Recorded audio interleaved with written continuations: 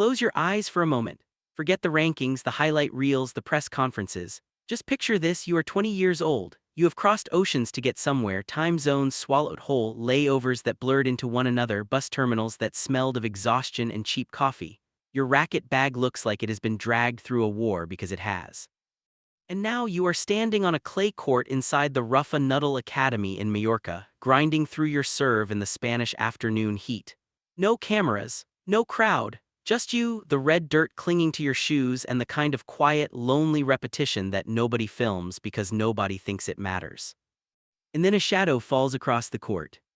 Nobody called him, nobody scheduled this visit. He simply walked down from the academy building, stood there for a long moment watching you work, and then he opened his mouth and started breaking down the exact mechanics of your serve, the one thing you have been trying to rebuild from the studs up for months. That man was Raphael Nuttall, not a poster on a bedroom wall, not a highlight reel from a decade ago.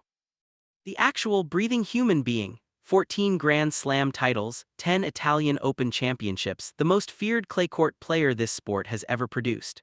Standing on the same red dirt as a 20-year-old girl from the Philippines who, 1 year earlier, had lost a first-round match in Rome without taking a single set. That moment is not a story someone invented for television. It happened.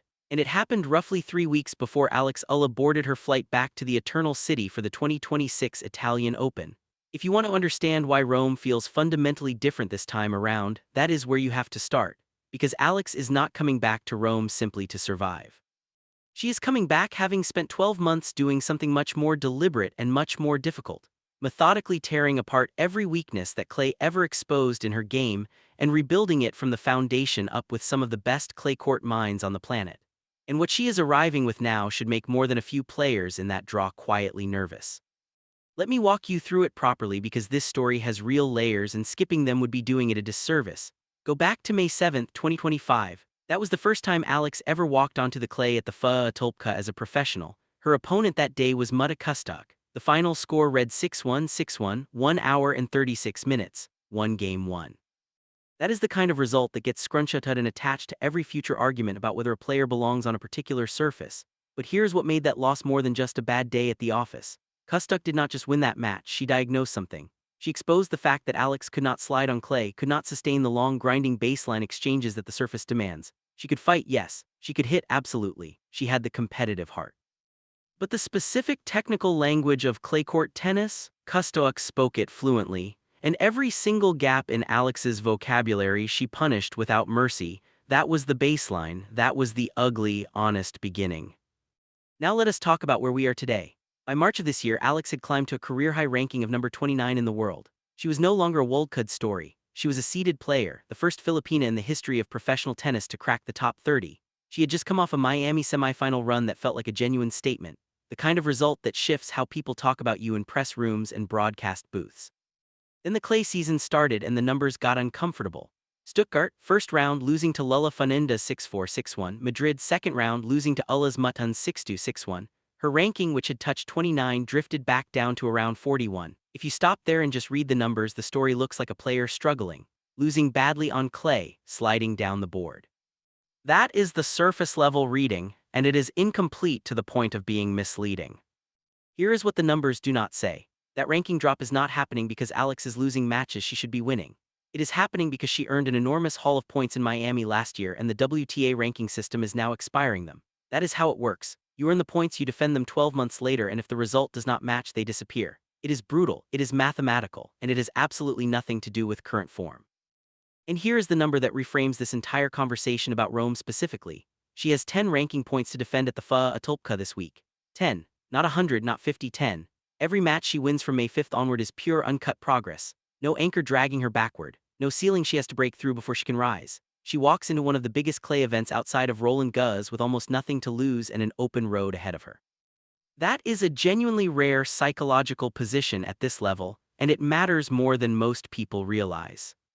Now let us talk about the coaching situation, because this is where the story shifts from interesting to remarkable. For the 2026 clay swing, Alex and her team went back to the Ruffa Nuttall Academy in Majorca. But this time they arranged something structured.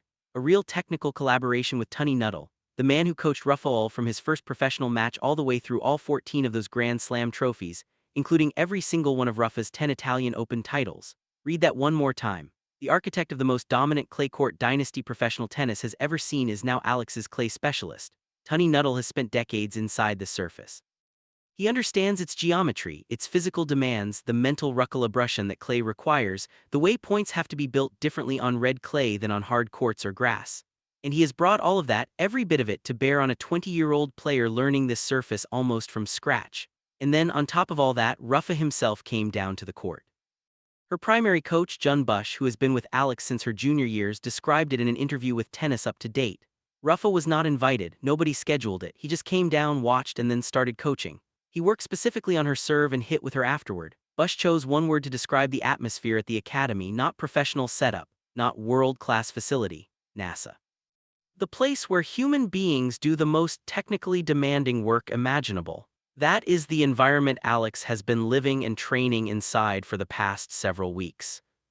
And if you think that level of coaching does not produce measurable change on the court, you have not been paying close enough attention to how this sport works. Alex has talked about it herself at the Laureus World Sports Awards in Madrid. She said that clay is grittier, more physical than any other surface, and that everything she can take from Rafa she will take with pride. There is something in that sentence worth sitting with. She's not hopping clay eventually clicks for her. She's not hedging. She's publicly declaring that she is in the process of absorbing something from the greatest clay court player alive and installing it into her own game. That is not the posture of the player who got taken apart in 96 minutes a year ago. And while we are on the subject of Madrid, something happened there that had nothing to do with tennis and everything to do with what Alex means beyond the sport. On April 20th, while most of the tour was resting up for the clay swing, Alex walked the red carpet at the Laureus World Sports Awards, and she did not wear a European designer gown. She wore a custom Filipiniana, the traditional formal dress of the Philippines, crafted from piña fabric, which is woven from pineapple fiber and ranks among the most culturally revered textiles in Filipino history. Her uncle Rajo designed the gown. It was shipped from Manila to Madrid in a matter of days. She had said before the event that she had always dreamed of wearing a Filipiniana on a major red carpet.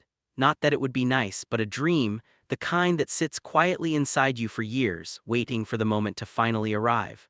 The WTA posted a photo. It pulled close to 78,000 likes and nearly 900 comments. Filipinos from Manila, from California, from Dubai, from London, from Singapore, all landing on the same image and feeling the same thing, that this young woman is doing something that extends far beyond a tennis match. She's carrying a culture onto stages that have never made much room for it, and she is doing it without apology. Manny Pacquiao said it in Tagalog on ABS-CBN, not in English for an international audience, but in Tagalog for his own people. He said he is proud of her because she is Filipino, and he wants many more like her. When Manny Pacquiao is watching your matches and calling you an inspiration for an entire nation, you have become something larger than an athlete.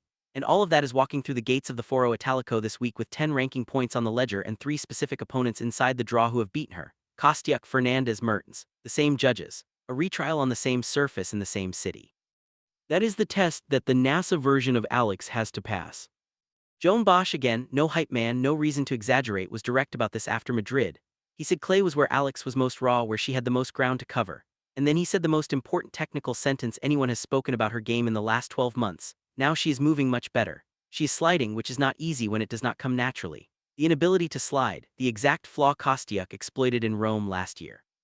Bosch is telling the world it has been addressed. Not perfected, not magically solved overnight, but worked on, deconstructed, and rebuilt from the foundation under the most accomplished clay coaching team she has ever had around her. The calendar context matters too. After Rome, Roland Garros opens on May 24th. At the French Open, Alex again has just 10 ranking points to defend. So across the next 5 weeks there are 20 total points sitting on her ledger and an entirely open road in front of her. A third-round run in Rome is a net gain. A quarterfinal starts pulling her back toward her career high. A semifinal or better, and conversations about the top 25, the top 20 automatic Grand Slam seeding stop being hypothetical very quickly. It is also worth noting what she did the week before Rome, because the decision itself says something about her mindset. She was entered in a WTA 125 event in Catalonia, a warm-up tournament with safer ranking math and guaranteed court time. She pulled out. She chose rest, recovery, and full preparation for the main stage instead of retreating to the smaller event. She did not play it safe. She aimed directly at the bigger one. After the Madrid loss, Greg Rusedski, former world number 4 and one of her most consistent public supporters, acknowledged the score lines had been rough. He was honest about it. Alex posted on Instagram the same day, Short, clean, grateful for Madrid coming back stronger. No drama, no explanation, just a door closing and another one opening. Then she pointed everything at Rome. So here is the full picture, assembled all at once. Because when you see it together, it is not complicated. A 20-year-old Filipina player with the lightest points defense of her entire season, training inside a facility her own coach called NASA, working daily with Tony Nadal, the man who built the greatest clay court dynasty in tennis history, having received direct technical coaching from Rafael Nadal himself. Walking the most prestigious red carpet in global sport in a gown woven from pineapple fiber shipped from Manila to Madrid, carrying the pride of an entire nation, with 3 specific opponents who have beaten her still in the draw, and a mathematical position where every single win is pure forward momentum. None of this means Rome is going to be easy. Clay has refused to give Alex anything for free so far this season, and the draw is full of players who know exactly where to find her gaps. But the difference between the player who walked onto this red dirt a year ago and the player who arrives now is not just a narrative. It is not just confidence. It is technical, structural, real, built through 5 in the morning sessions before anyone is watching, built-in slides across the baseline, built in 1,000 serves hit with the family of the King of Clay standing right there beside you, telling you exactly what to fix. Rome 2026 is not Alex hopping things turn out better than last time. Rome 2026 is Alex arriving with a plan, a rebuilt game, a coach who won this tournament 10 times and a nation behind her that runs from Quezon City to Dali City to Dubai, every single one of them watching every single point. So the question is simple. Does she get past the second round? And if the draw puts Kostyuk or Fernandez or Mertens in front of her, does she settle the score? Drop your answer in the comments, be honest about it.